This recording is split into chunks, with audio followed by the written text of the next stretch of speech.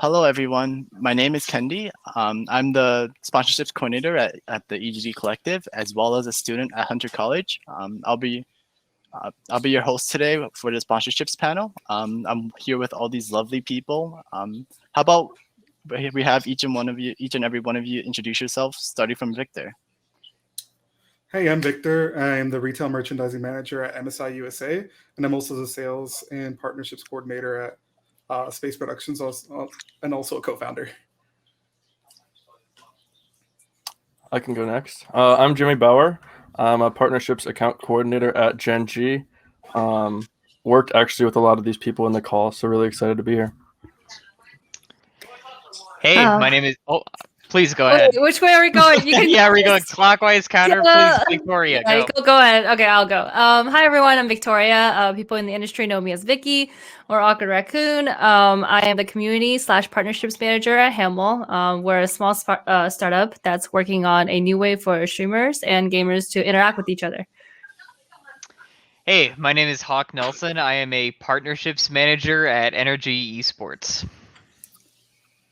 So starting off this panel, can you guys give a short summary of how you guys got here, how your experiences that you've dealt with, either collegiate or early industry, have helped to bring you to where you are today?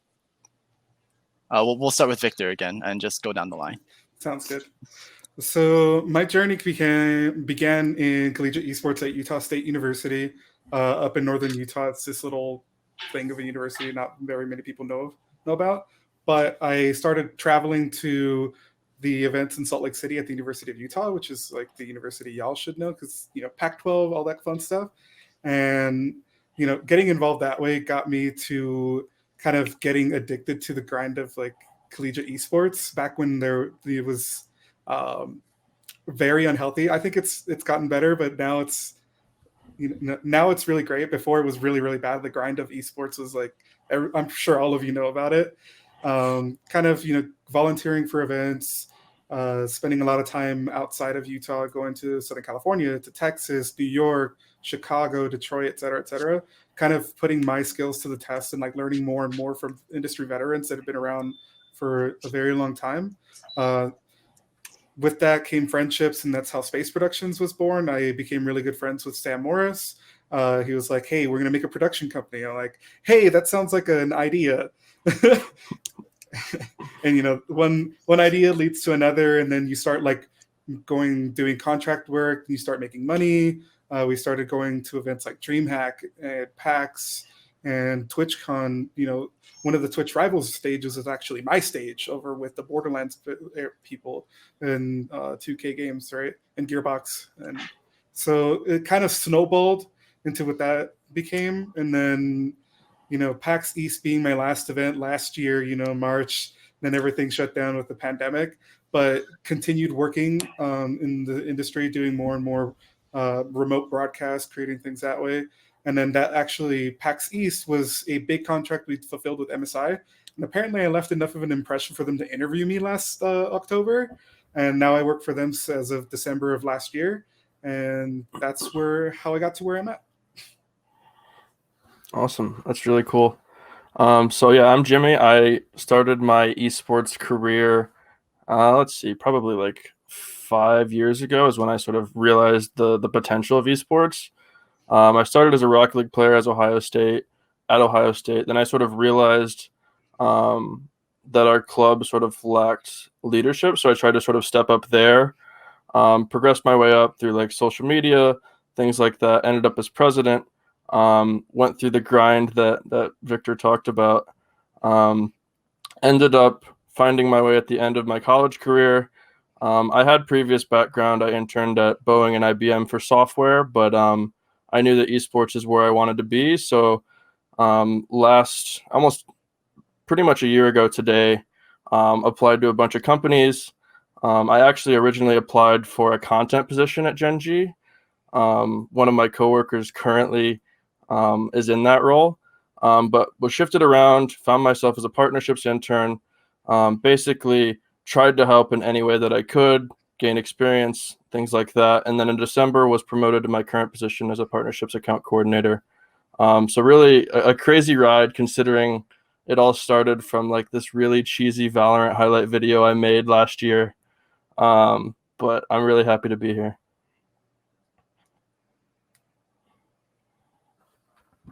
It's my turn. Okay.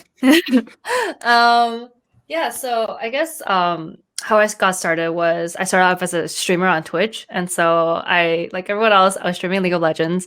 Then I realized there's way too many streamers out there and the market is way too just way too broad for me to get any audience. And then I kind of pivoted to like my own content that I like. So just chatting.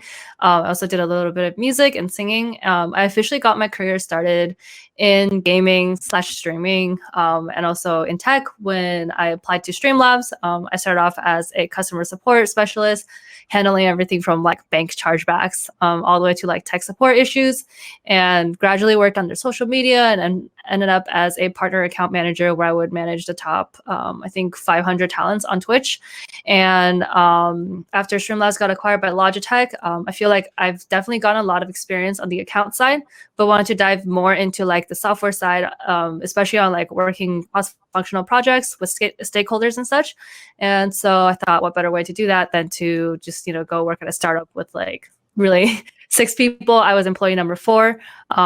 And yeah, been just doing a lot of like cross-functional projects, as well as like building up a community and building partnerships with creators. And that's kind of like where I am. But I do want to add that, like, if there are any students that are watching there, I think what definitely was the most key transferable skill was just like, throughout this whole journey, it's important to kind of like have a mindset of like, why do I want this position and how does this play out in my whole career?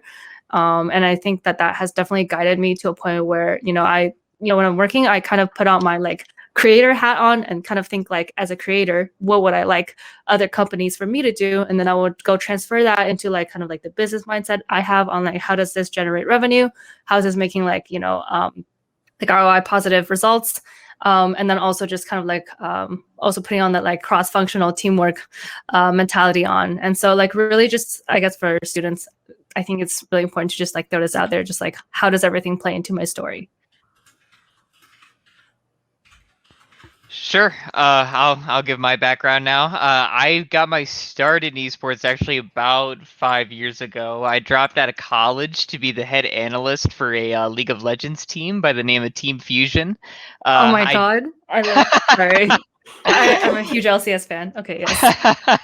I don't encourage or recommend dropping out of college, but that's what I did. I worked at Fusion for about 3 to 4 months, and then I left Fusion and tried to start my own esports org. I tried to operate a team in League, and we had a Counter-Strike team too. Did not go very well. I was 19 at the time, managing 8 to 10, 18 to 23-year-olds all in a gaming house together, which is prone to fail, I would say. So after that didn't pan out for me, I went back to college back home in Chicago and got my first job graduating in 2019 at a sports marketing agency. It's kind of their, I hate to use the word token, but token esports guy, just kind of like how every sports marketing agency wants someone that knows and is familiar with the esports space. And so I did that for about 18 months. The big, thing that I got off the ground there was launching a big collegiate Rocket League tournament called the Maui Esports Invitational. The agency I worked for owns the Maui Invitational, which is a big college basketball event, happens every year on the island of Maui in Hawaii. And we wanted to extend it to the esports space. And so we actually leveraged that brand and extended it into collegiate esports, and got the event on it was broadcast on the official Rocket League Twitch channel, and we got it on ESPN2 and ESPNU thanks to the brand recognition of the Maui Invitational, which is super cool. And then 2 months ago, a good friend of mine that works here at Energy named Joe told me that there was a position opening up on the partnership side, and obviously I had to jump at that, and now I've been at Energy for about 2 months now, and loving every second of it. That was great. Similar to you guys, I'm still trying to work my way into the door through collegiate. It's definitely been a weird path, but it's been fun nonetheless.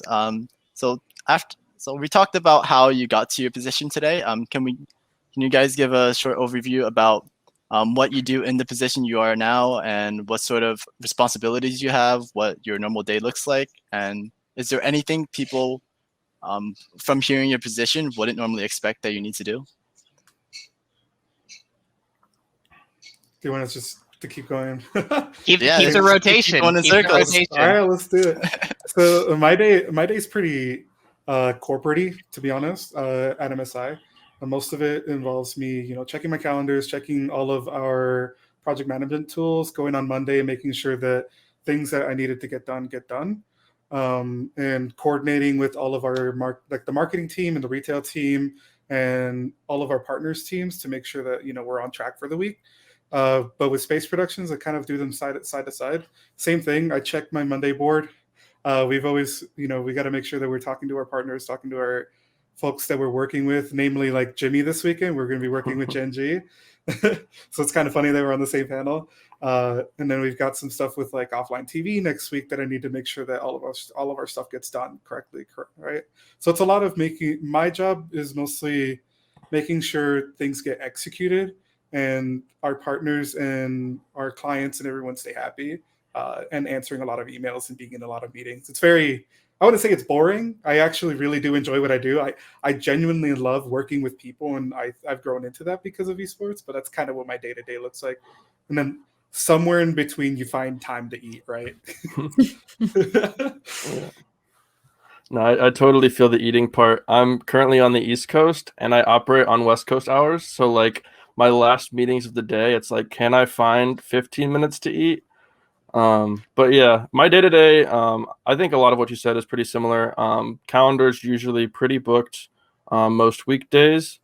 And where it gets fun is when we have an activation coming up, for example, this weekend, or I guess even today. It's sort of like being on the broadcast calls, making sure we're meeting our deliverables for our partners, making sure everything looks nice, as well as just sort of communicating with things coming down the pipeline, like things coming down 1 month from now, 2 months from now, things like that. Just trying to look ahead, make sure nothing slips through the cracks with all of our checklists and Trello boards and whatnot. So a lot of that happens, as well as sort of like the things people don't expect is, at least when I joined as a partnerships intern, most esports orgs are still very much startups. So if we are over capacity on a graphic that isn't too important, I can pull out Photoshop and do that if needed, or just like tournament ops like that. That's something I can help out with just from my time in collegiate. So a lot of it's sort of like, what's your background coming in, and how can you apply that whenever necessary, for an activation or elsewhere. Yeah, I guess for my day-to-day, very similar to all the folks here. I guess some of the things that are not addressed, it's a little bit specific to Hamel, is that since we're a software company, so I do spend a majority of my time working with like engineers, product designers, UI, UX team, giving them feedback on some of the features that they're building. And a lot of it's kind of like figuring out the prioritization of the people that are working on those, like, are you swapped with something else? If so, how can I utilize that time? And either get some resources from other teams, and it's kind of like product/project management, mostly on the project side. But since Hamel's also like, we have 6 people, so I kind of have to do the sales, the onboarding, the account management, and also the execution, and everything from like, how do I get this person to be interested in working with us, to, okay, now that we've worked, now what are the next steps?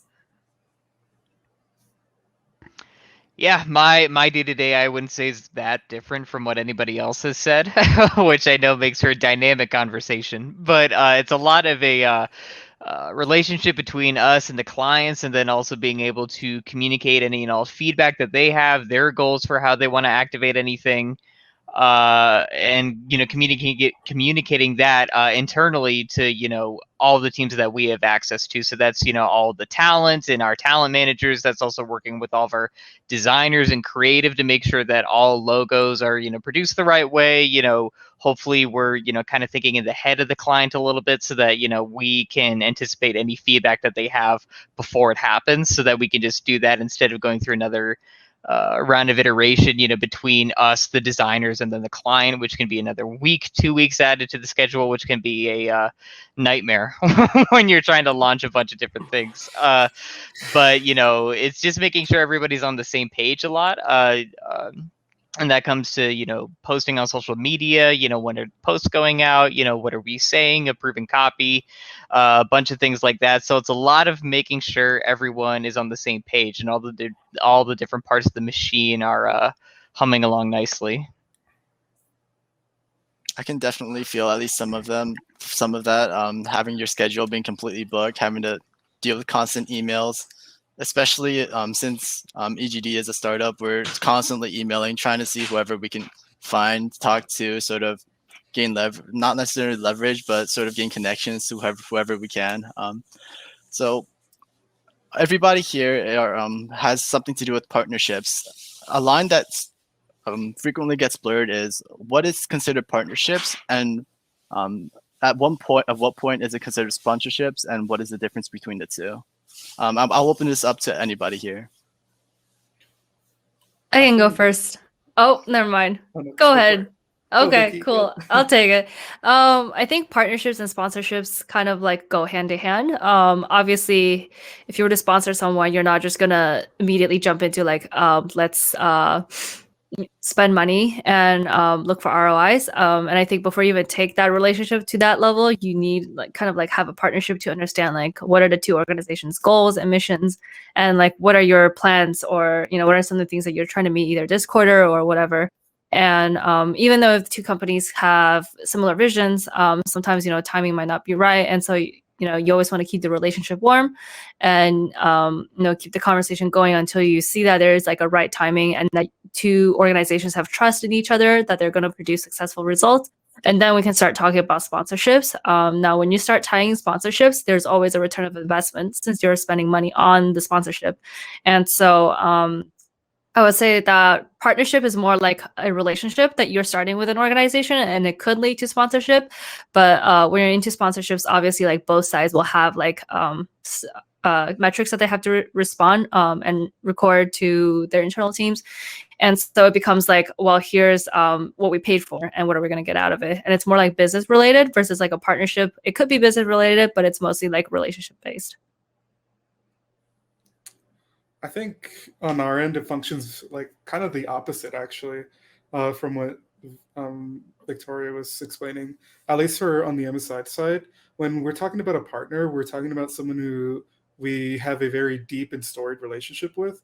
Namely, a really good, solid example is Intel, where when we're spending, I'm gonna just spitball like $100,000 on marketing, on a marketing budget, right? And we're like, hey, Intel, we've been partnered with you guys for like X amount of years. Would you guys like to split the cost, and then we can, hit the metrics that we're trying to hit and share that information? And it's a lot more give and take together, as opposed to where when we're sponsoring someone or someone sponsors us, like Space Productions, it's more on the lines of they're giving us something and we have to give something in return, and it's very blurry, because for that in itself, I want to say there's not necessarily less trust, but in a sponsorship, you're trying to get something, whereas in a partnership, you're trying to accomplish something.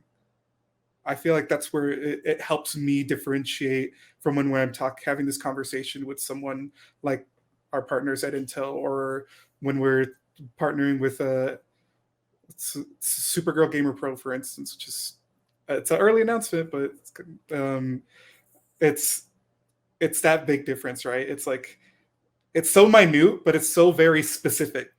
So I think that's how we interpret it, at least on the MSI/Space Production side. I think just kind of like follow up on that discussion. It's kind of like partnership could be either monetary, or it could be like an exchange of service to help both parties to accomplish goals. So a lot of it, yeah, I agree. It's like kind of like, here's what we could bring to the table. How can we like, help each other out to accomplish the same goal? I feel that definitely. Partnerships, you're on a general scale, you're trying to form a connection with each other, either through each trying to help each other, or some sort of monetary asset being handed over to another to help sort of improve both situations. And moving on from that, so in your job and your role, what are the soft and hard skills that you need to perform at your job?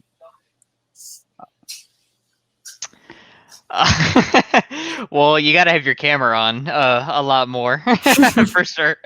But I would say that, it's definitely in terms of like soft skills, it's very much about, being able to communicate with people, both, internally and externally, probably more importantly. I think there are a lot of people that could handle different parts of the gig, but couldn't necessarily handle speaking to the clients that well, just because, sometimes clients are upset and you gotta know how to handle that in the proper way. And that's it's sometimes you very much might think this client is just wrong in every way, and yet somehow they're getting mad at me. And it's like, how do you handle that? How do you approach that in the proper way? How do you make sure that they feel that their voice is being heard and that their needs are being taken care of? So it's a lot of people skills, I would say, just being able to interact with people the right way, and then anticipating needs before they need them, so that you always look like you're on top of everything,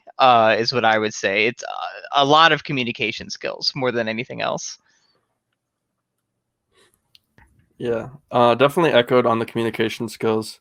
I think it goes past just the client. Like, a lot of the times I find myself like trying to balance the line between client and Gen G, because a lot of times like we have to say, is this something that we can produce, or should we sort of just let the client take care of it? So it's like, I guess logos is a big thing. Like, if we make a logo, are we tailoring to the client's needs ahead of time, or are we sort of just doing what we want to? And I guess a lot of it's like marketing tries to pull me in one way, and the client's just like, oh, we really need to include this. So it's like, how do I balance both sides in the right way? A lot of that's organization. A lot of that's just setting expectation up front. Like, this is a big priority for the client. Like, this, if we don't do anything else, this is the one thing that we need to prioritize. And that's definitely really important in this role. I think a lot of it is also figuring out like the persona and the motivation behind everyone. For example, some of the clients, they just want to like bro it out, you know what I mean? And they're just like that's their communication style, versus like someone on your team. Like, for example, if you're working with like internally, like with engineers and stakeholders, you're not gonna be like, "What's up, bro? Can we just like do this?" Yeah, thanks.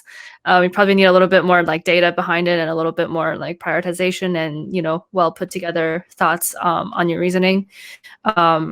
That's definitely a soft skill that I definitely didn't acquire very early on in my career, and I sounded like I was a talking email 90% of the time, and didn't really get a lot of things done. And it's like a very important skill to have, in my opinion. I think one of the big things that I learned getting into this was you have to learn how to listen. Because a lot of the times your partners or your sponsors or whoever you're working with, your clients, will literally tell you exactly what they want. And you just kind of have to interpret it in a way where you can spitball it and kind of take ownership of that. For like, say a client's like, I need this in blue. I'm like, that actually sounds like a really good idea. I think it would look good in blue. I'm going to go back to my marketing team. We're going to work together and make sure it looks blue. And you just took ownership of the product, right? And kind of steering your clients and your partners are in the right direction is also another skill that you learn along the way. Sometimes they're honestly wrong, but you're not going to tell them that. You're going to steer them to your idea and then kind of tweak it and be like, but it was your idea. You're the one who came up with this. It was really smart of you. And then you start, kind of getting your way while working with them. So listening's a huge component. And I think one of the hardest skills I learned, and this was at live events at multiple esports venues, is you got to learn how to keep your composure. One of the hardest things when working with clients is like, sometimes they say some like truly off the wall stuff and you really want to laugh, but you can't. Or sometimes they really upset you and they say some like really hurtful things, and you got to remember at the end of the day, it's just business. Granted, don't let yourself get abused, but keep your composure, take it in stride, and then go back to your team and be like, man, that was a shit conversation. Like that was awful. I hated that. And I kind of go around that. But listening and reinterpreting what a client wants has saved me and them so much time and money. And it's great. Yeah, like what Victor said, I think a lot of it sometimes is like, a customer or your partner could be like complaining that, oh my God, what you guys have built is absolute trash. And a lot of times it's really hard to not take things to face value and to also like probe more on them. And so like, if someone does blow you off and tell you, dude, this is absolute trash, like a really important skill to have is like, well, can you tell me why is this trash and how would you like things to be different? Probing is a very, very important skill to have in this area, just because when anyone kind of like first communicate, they'll just communicate their like service level thoughts. But to dive things into like a much deeper level is very needed for partnerships, because a lot of times when you go back to your team, they're going to ask the reason why, and you're going to have to be the advocate to explain that. And the only reason that you can be able to convince their team is to really know the ins and outs of like, why does this person want this, or what are the reasoning behind this. Yeah, because you start to learn, like I'm gonna echo off, like bump off of what Victoria just said. You start to learn to speak multiple different languages, and that's your partner's language. Like for OTV, I have no idea. You guys have no idea how many times I've had to say like Pepe hands, or not like this, Topeka, what face, or what face, or like that was kind of weird champ. And with other clients, it's like very formal, very like, yeah, here are the metrics, here's what you guys are going to need, this is what I got for you guys, here's what the numbers mean. And it's very like meh, meh, meh. And then you got the memers, so it's very interesting, because like sure, you're both speaking, that's for the sake of conversation, English, but you're speaking a completely different language to each other. I completely understand that. Communication is something that I've always struggled with, and I still do. Every time I write an email, I look over and it sounds like I'm a bot. It sounds like I'm trying to put emotion into my email, or like sort of show personality in my email, just so someone understands there's a real person behind there, and you're trying to you're not just asking for something that you want from them, but rather you want to sort of form a relationship. And I find it extremely hard to convey that. I still don't know how to do it properly, but I'm trying to learn. I use a lot of exclamation points. I found that's like the enthusiasm that makes it show that you're not coming off as a bot. It's like, I'm really excited that you got back to me. Thank you. The exclamation points, I think, portrays a lot of enthusiasm that makes it come off a lot more conversational, I guess, or at least just less formal, or at least make the tone more friendly, I guess. Yeah. Do you ever find yourself using 2 exclamation points when you're like actually thankful? I have to cut back on it. I have to cut back on how many I do. I'll like write my email and then I'll be like, okay, I've got to cut out at least 1 or 2 of these. There are way too many of them right now. Yeah, for sure. Do you guys put a lot of like the sponsor or client is probably upset with me when they end an email with a period? Yeah, I feel that too. That internal anxiety of like, oh, they must hate me. They must hate everything because there are no smiley faces or exclamation points in the email.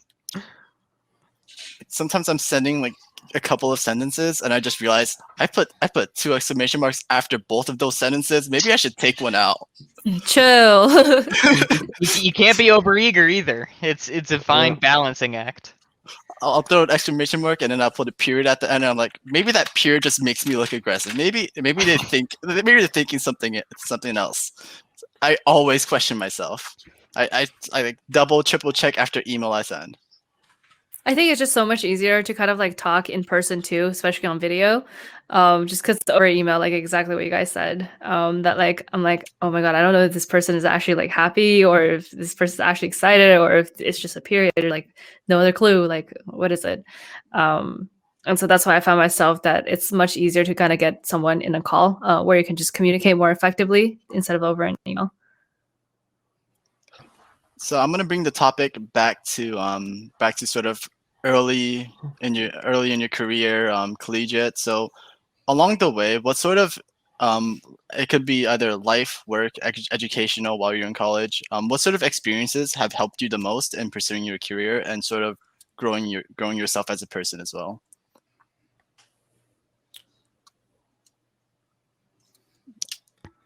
I wrote a big research paper on esports when I was a junior in college. I was studying abroad in Hong Kong, and our final assignment was either to do a 6-week internship or to write a big, like 8,000 word research paper. And I went for the research paper because I could write from anywhere, but it's not like I want to go work in an office for 6 weeks in Hong Kong where I'm not going to be doing anything but stuffing envelopes. So I ended up writing about comparing the foundation of esports between the US and South Korea, just like how it came to be in each country and, the differences and that kind of thing. And I found that just doing all that research for one thing, but also then getting to write about it and, learn how to better pull my thoughts and understandings from that research really taught me how to better communicate myself in writing. And that writing has really gone a long way for me in just terms of like everything I've done. Because, you write every day, especially in a role like this, whether it's emails or whether you're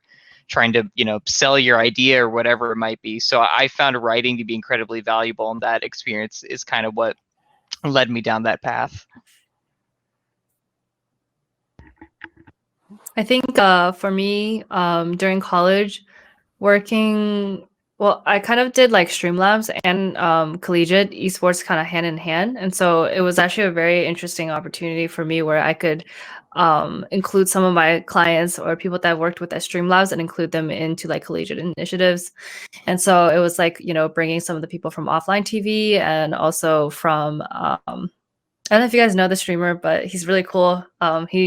His stream name is Sushi Dragon, but just like bringing that group of people over to collegiate and do like in-person events was really helpful. But I think one of the most helpful skills that I've learned in college was just like really broadening my horizon. That like people are, everyone comes from a different background, and having that like diversity really helps you to network and navigate around esports since it's such a new industry.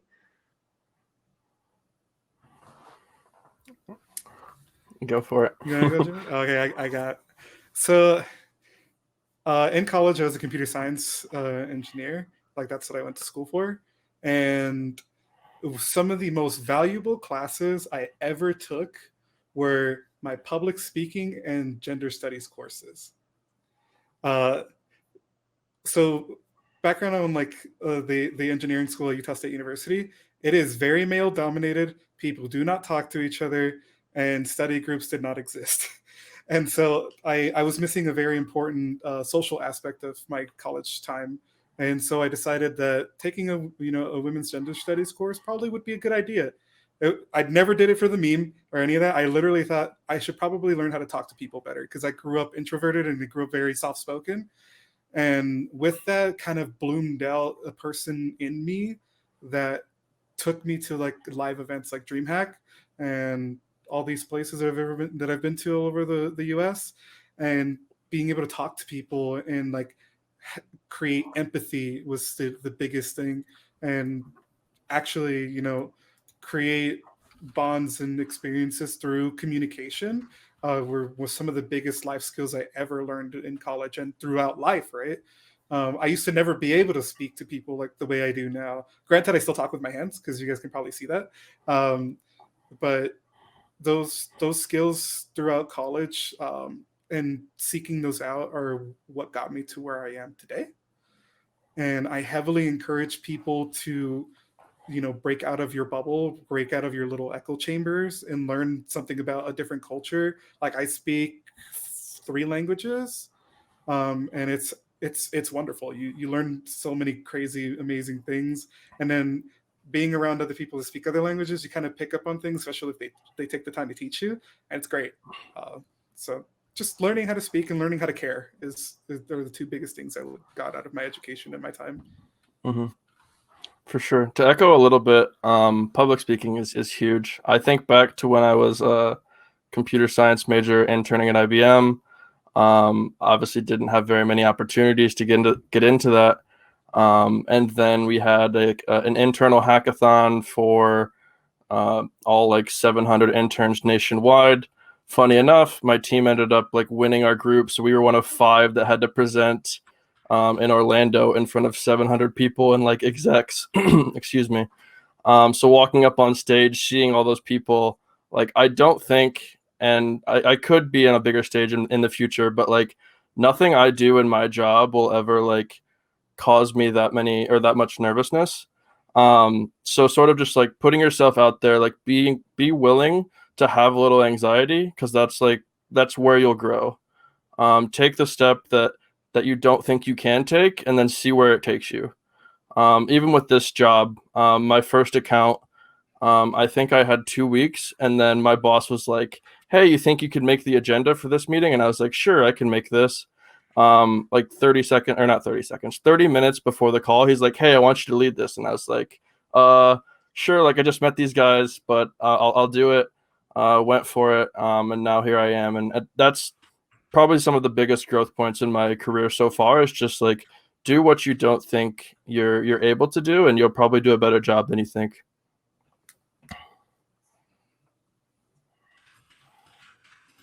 That's something I still struggle with, just sort of trying to throwing myself out in the open. I've been to deal with anxiety my whole life, so it's definitely something hard to do, but I know it's something worthwhile to do. So yeah. So for my experience, I feel like since we're in such a climate where COVID is so prevalent, I feel like the thing that helped me the most is all these sort of events have been popping up. Mainly, I can list IGEAS, their esports summit, as well as ICGN when they did all their panels. I went to every single one of their panels. They were all amazing. They all provided different insights into the industry and sort of gave me a sort of pathway as to what I want to do in esports and how I would go around doing it. So moving on from that, we talked a lot about how we got to how each and every one of you got to where you are today. But what has been the biggest obstacle for you guys to get to where you are, and how did you guys manage to get over that? I think at least for me, and I'm sure Jimmy will echo similar problems, is that I live here in Chicago and the industry is very much a West Coast thing. It's definitely changing. Like we're definitely seeing pockets growing in Dallas, primarily, but we're also seeing growth in, other cities like Philadelphia. But here in Chicago, there's next to nothing, and there aren't that many people that really work here in the space. And so like when an industry is so concentrated in one area and you don't live there, you think that the only solution is to move, and I did not want to move. So finding a way to constantly still meet new people that are working in the space doing cool things, trying to balance that between like finding people that are here doing cool stuff, but then people that might have an opportunity for you and getting to know them better that are maybe on the West Coast or maybe they're out in New York or wherever it might be. So I think that's probably been the biggest challenge I've had, at least up to this point in my career. If that's the biggest problem I have, though, I think that's great.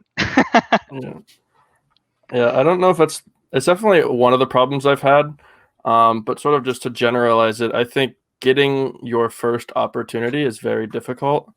And honestly, I might not have gotten mine without what had happened with COVID, just because like I don't know if there would have been remote opportunities, and I probably wouldn't have been promoted to full time without being in California. And like obviously, I'm trying to get there now, but I wouldn't have had this 5 months under my belt that I've sort of already started working with clients and things like that.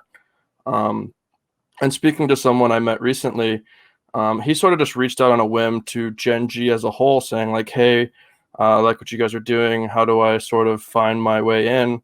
I met with him. Like obviously, most of collegiate is really passionate, but I think reaching out to someone, hoping they respond, just trying to develop your resume, develop your experience a little bit more, and then once you get your first opportunity, being ready. The one I talked to recently, I prepped him a little bit for an interview. I'm not going to say I'd take the credit for him, but he landed his first job. Really, really happy for him. I won't say where because it's not fully announced, but things like that, just sort of making the connection. We've all been there. That's the main thing, is like we were all in the same spot. A lot of us came from collegiate, so don't be afraid to reach out and try and just find your way in. What Jimmy said. I have one more thing I want to add as well. I think a lot of times, as you know, when I was looking for my first opportunity professionally, I think there was a lot of anxiety on defining my self-worth with my job, and a lot of us can probably relate to this, but like imposter syndrome is like super huge in gaming. And so I think one of the biggest challenges that I had to face, even all the way up to my career now, is actually like really figuring myself out as a person. And that could seep into your career. It could seep into everything that you're doing with work too. And so really taking the time to understand, okay, what are some things that I'm good at? What are some things that I want to learn from this job or this opportunity was really important for me. And I think for me, I didn't really I was doing things, but I didn't really have like a purpose on like why I was doing this, or like why do I have to, or why outside of work of like, this is my duty, but like why do I really want to do this task or this job? And really understanding like the priorities and the reasoning behind it. And yeah, I think like, for someone who's going through college, like, yes, it's important to work on your resume and stuff, but I think really figuring yourself out as a person is also extremely important. I think the hardest thing I had to get over is I took criticism way too harshly when I was growing up. Especially when I finally started doing work in the industry, and it was the root cause of my imposter syndrome. And a lot of people need to be okay with failing a lot. And I mean like a lot. You're going to fail in life a lot, but it's how you get up and like actually do something with it that really makes the full difference in whether or not you can make it. Because anyone in this industry, like it's an industry. One of the biggest things that people pigeonhole themselves in esports is that, oh, I got to work with a pro team. I got to be a pro player. I got to be really into video games. No, bro, if you want to get into the esports industry, there's lawyers. There's people like me who work in sales and retail merchandising. There's, folks who work in mental health services, in physical health, everything. It's an industry. It's all encompassing in multiple different ways you can get in. And you can either like or not like video games. Nobody really cares. They just want to get work done. And like, just be okay with the word no. The worst thing anybody's going to tell you when you ask for something is no. And it's that initiative to ask in the first place that gets you places. So it's that was like my hardest coming into where I'm at now. Is criticism isn't that bad. You're not gonna die. You'll get over it. I'm at least now in my mid-20s, starting this year, right? And it gets better the older you get, the more you understand who you are, what you want to be, and just how many chips in your armor you want to put in there and show that you've got some scars, right? So, yeah.